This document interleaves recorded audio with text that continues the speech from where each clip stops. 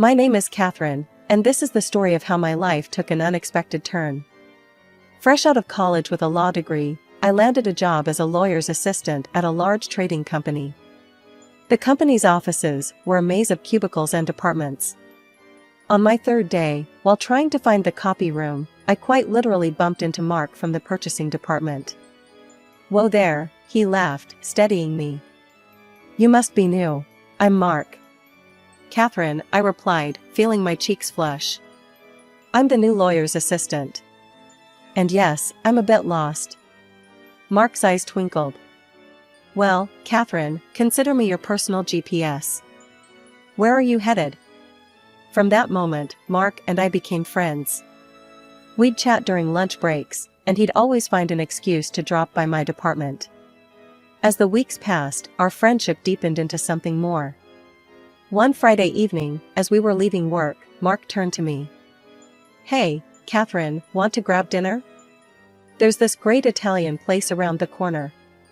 I hesitated for a moment, then smiled. "I'd love to."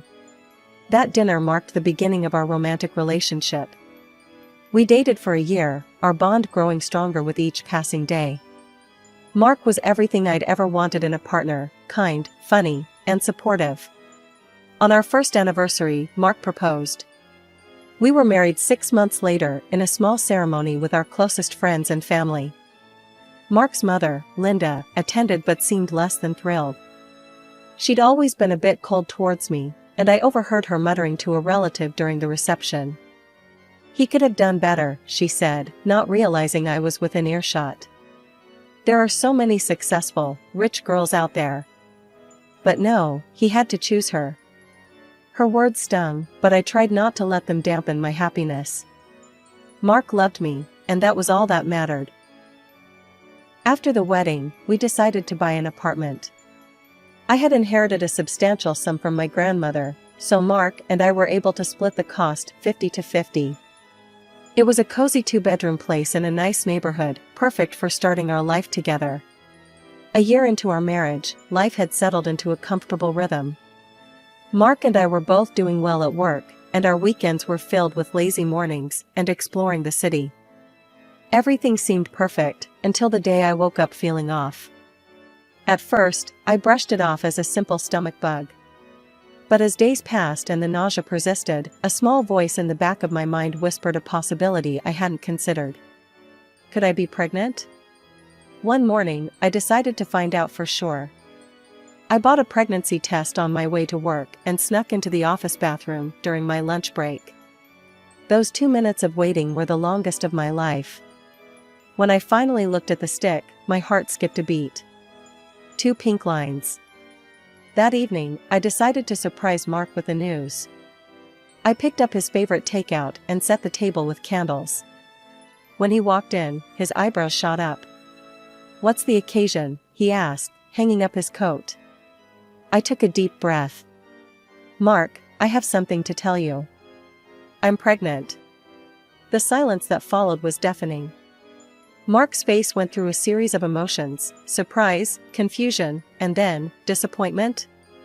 "Are you sure?" he finally asked, his voice strained. I nodded, my earlier excitement fading. "I took a test today. It's positive." Mark sank into a chair, running a hand through his hair. "Catherine, don't you think it's too soon? We've only been married a year. We haven't even had time to enjoy each other yet. Maybe we should consider our options?" I felt like I'd been doused in ice water. "Options? Are you suggesting an abortion?"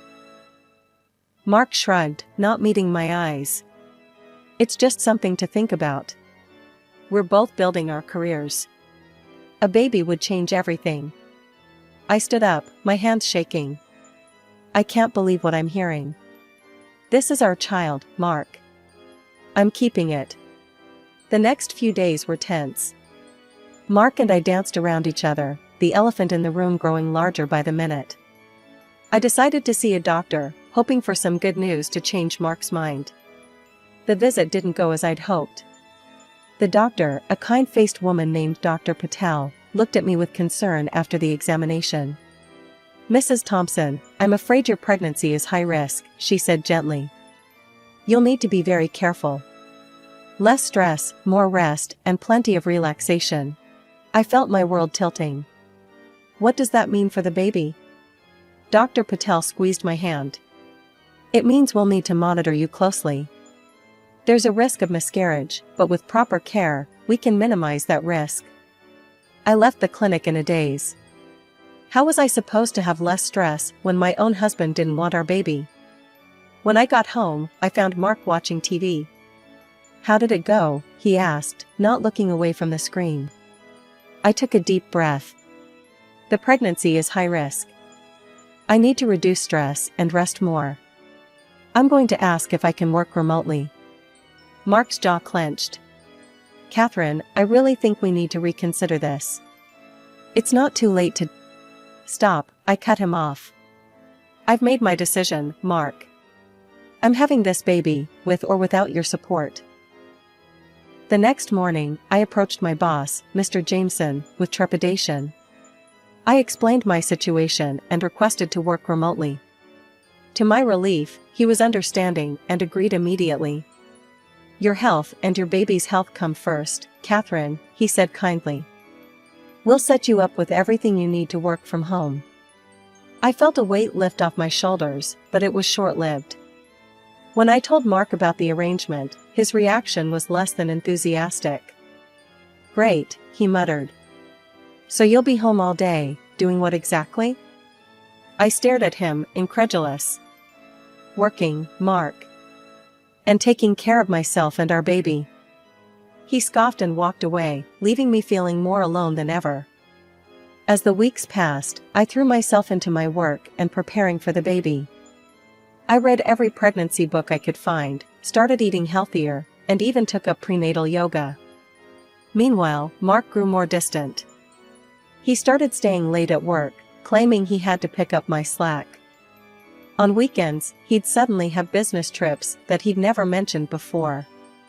I tried to talk to him about it, but he'd brush me off. One evening, as I was setting the table for dinner, the doorbell rang. It was Mark's mother, Linda. I thought I'd drop by and see how you're doing, she said, her smile not quite reaching her eyes. I invited her in, trying to ignore the way her gaze critically swept over my growing belly. Mark tells me you're working from home now, she said, settling onto our couch. I nodded. Yes, the doctor advised it for the baby's health. You know, Catherine, a child isn't always the blessing people make it out to be. Especially when it comes at the wrong time. I felt my hackles rise. There's never a perfect time for a baby, Linda. We'll manage. She leaned forward, her voice lowering. Are you sure about that? Mark is young, ambitious. He needs a partner who can support his career, not hold him back. Don't make him regret his choice. A few days later, as Mark was getting ready for work, I caught a whiff of something unfamiliar. A perfume, floral and sweet, that definitely wasn't mine. I froze, my mind racing. New cologne? I asked, trying to keep my voice casual. Mark looked startled for a moment before shrugging. Oh, yeah. Got it as a sample. Like it? I forced a smile. It's nice. But as he left for work, I couldn't shake the feeling that something was very wrong. The perfume wasn't cologne, and it certainly wasn't a sample. It was expensive women's perfume, and it clung to my husband's shirt like a silent accusation. The next morning, after Mark left for work, I picked up my phone with shaking hands. I scrolled through my contacts until I found the number I was looking for, my cousin, Jack. He worked for a detective agency, and if anyone could help me uncover the truth, it was him. Hey, Kath, Jack answered cheerfully. What's up? I took a deep breath. Jack, I need your help. It's about Mark. I explained everything, the late nights, the business trips, the perfume. My voice broke as I finished. I think he's cheating on me, Jack. I need to know for sure. Jack's voice was gentle when he replied. I'll look into it, Kath. Give me a few weeks, okay? Meanwhile, I threw myself into my work and preparing for the baby. I ordered a crib, started looking at paint swatches for the nursery, anything to keep my mind occupied. But the gnawing fear in my gut wouldn't go away. Finally, after 3 agonizing weeks, Jack called. "Can you meet me at the cafe on 5th Street?" he asked, his voice serious. An hour later, I sat across from Jack in a quiet corner of the cafe. He slid a manila envelope across the table. "I'm sorry, Catherine," he said softly. "But you were right." With trembling hands, I opened the envelope. Inside were photos, dozens of them. Mark entering hotels, Mark at restaurants, Mark walking in the park. And in every single one, he was with the same woman, young, blonde, beautiful. "Her name is Melissa," Jack explained. "She's a new employee in Mark's department. They'd been seeing each other for at least a month, maybe longer." I stared at the photos, feeling numb. How could he do this? Jack reached out and squeezed my hand. "There's more. Mark told you he's on a business trip this weekend, right?" I nodded, dreading what was coming next. "He lied," Jack said. "He's with her right now. At the Westview Hotel, room 412. The world seemed to tilt around me. The taxi ride home was a blur. When I finally stumbled through my front door, clutching the envelope of damning photos, I was surprised to find Linda, my mother-in-law, in the living room. "Oh, Catherine," she said, her voice dripping with false sweetness. "I thought I'd come clean the house while Mark's on his business trip. Lord knows you don't do much around here these days." Her words, on top of everything else, were the last straw. "He's not on a business trip," I snapped. "He's with his mistress right now." Linda's eyes widened for a moment, before narrowing. "Well, if he is, and I'm not saying he is, can you blame him? Look at you. You're always sick, you've let yourself go, and you never pay attention to him anymore. This whole pregnancy was a mistake. No one wants this baby except you." Something inside me snapped. "Get out," I hissed. "Get out of my house right now." Linda looked shocked for a moment, then sneered. "Gladly. Don't come crying to me when Mark leaves you." As the front door slammed behind Linda, I sat on the floor, my mind reeling from her cruel words. But as the initial shock wore off, a new emotion took its place, determination. I couldn't just sit here while my husband betrayed me. With shaking hands, I pulled myself up and grabbed my car keys. I knew where Mark was, and I was going to confront him. The drive to the Westview Hotel was a blur, my thoughts a chaotic mix of anger, hurt, and disbelief. Before I knew it, I was standing in front of room 412. I could hear laughter from inside, Mark's deep chuckle, and a woman's high-pitched giggle. My stomach churned, but I steeled myself and knocked on the door. "Must be room service," a woman's voice called out cheerfully. "We've been waiting for that champagne." My heart pounded so hard I thought it might burst out of my chest. The door swung open, and there stood Mark, his smile freezing as he saw me. "Catherine," he stammered, clearly caught off guard. "What are you doing here?" I pushed past him into the room, my eyes immediately landing on the blonde woman hastily wrapping herself in a sheet. "Melissa, I presumed." "Mark," I started, my voice trembling. "How could you?" But to my shock, instead of apologizing or trying to explain, Mark's face hardened. "How could I? How could you, Catherine? You haven't satisfied me in months. All you care about is that baby." His words hit me like a physical blow. I staggered back, my vision blurring. Mark continued, his voice dripping with disgust, "You don't take care of yourself anymore. Look at Melissa," he waved towards his mistress. "That's how a woman should look. That's how you used to be." Melissa chose that moment to speak up, her voice sickeningly sweet. "You should be grateful to us, you know. We're being considerate, waiting for you to have the baby before Mark leaves you. We're the honest ones here." I couldn't believe what I was hearing. Suddenly, a sharp pain lanced through my abdomen, far worse than anything I'd felt before. My vision darkened around the edges, and I felt myself losing balance. "Mark," I gasped, reaching out to him as I fell. "Please, call an ambulance." But Mark and Melissa were already moving, gathering their things. They roughly grabbed my arms and dragged me out into the hallway. "You brought this on yourself," Mark said coldly, stepping over me as I lay on the floor. The last thing I saw before I lost consciousness was their retreating figures, leaving me alone in my hour of need.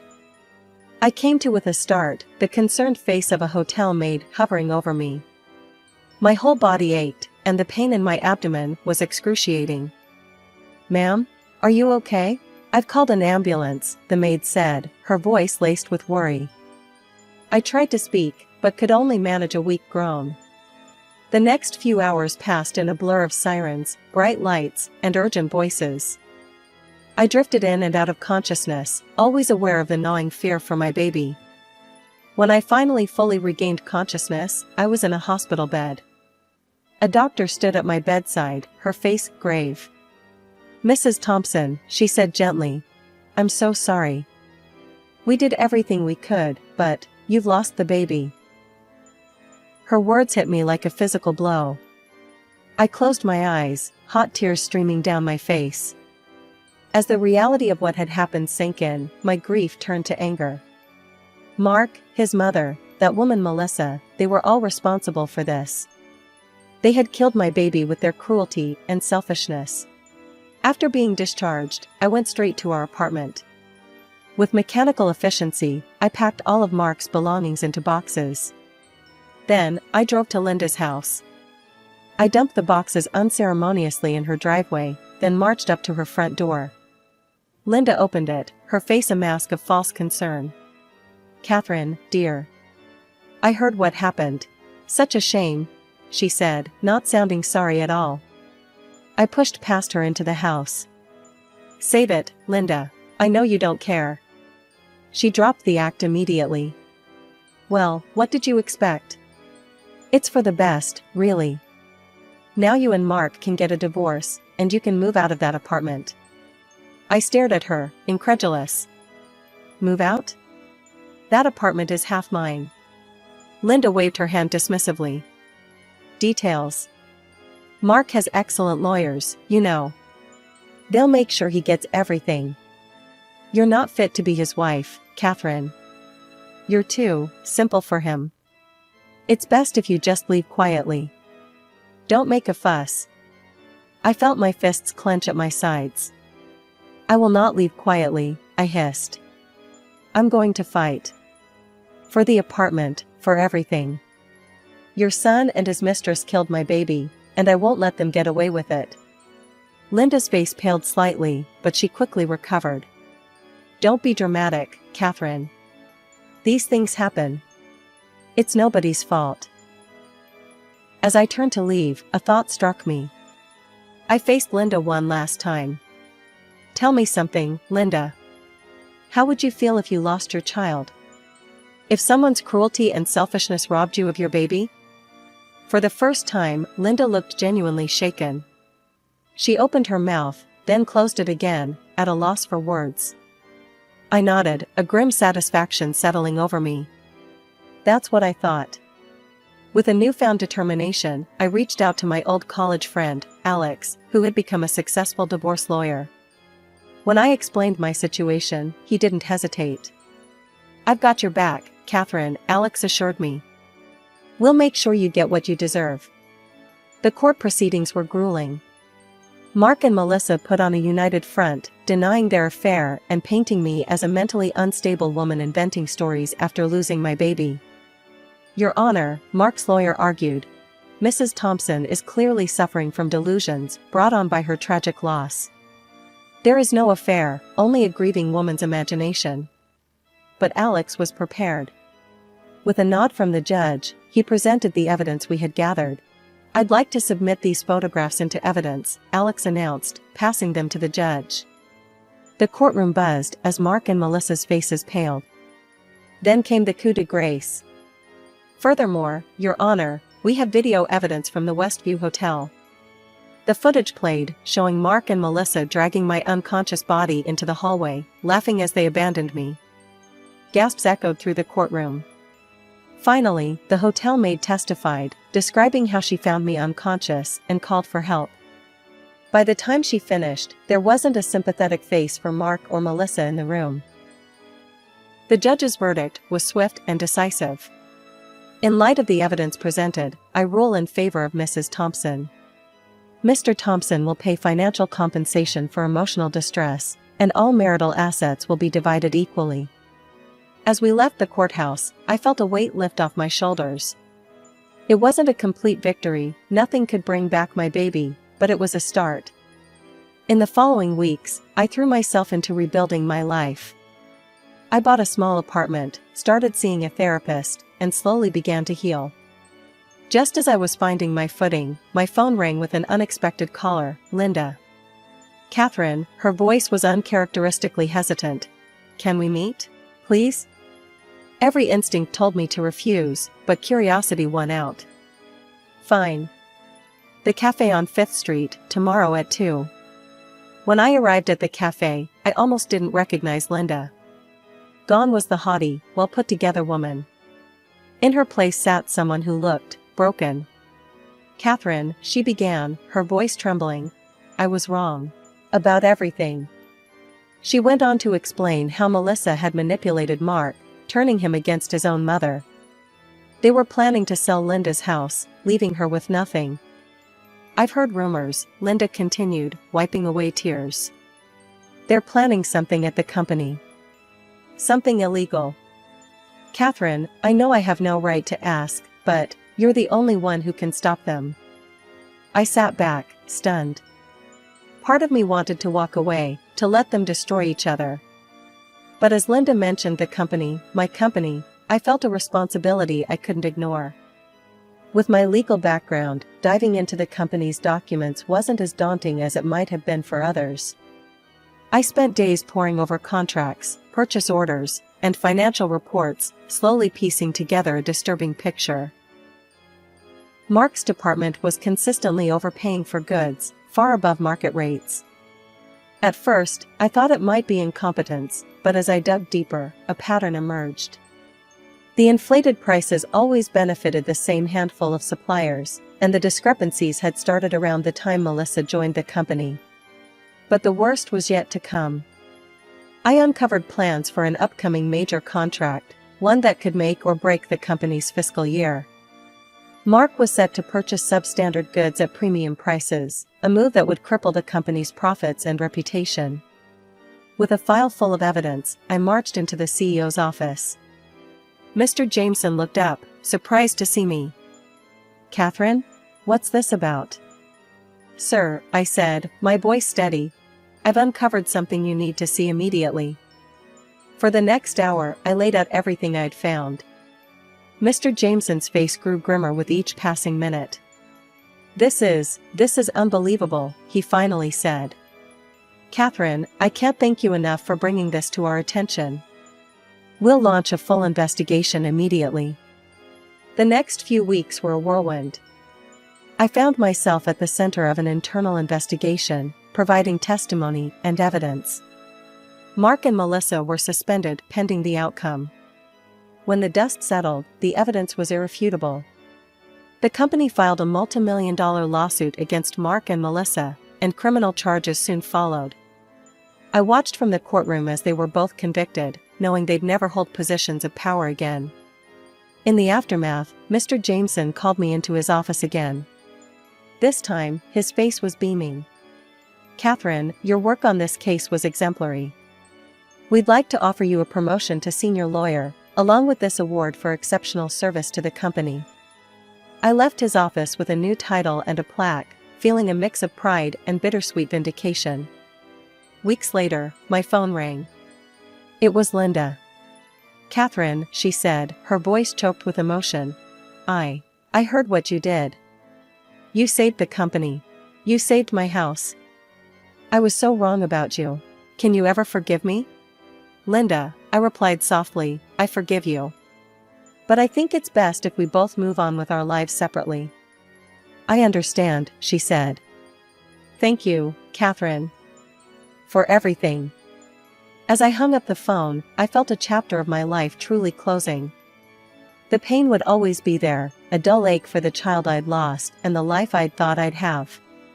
But I'd also discovered a strength in myself I never knew existed.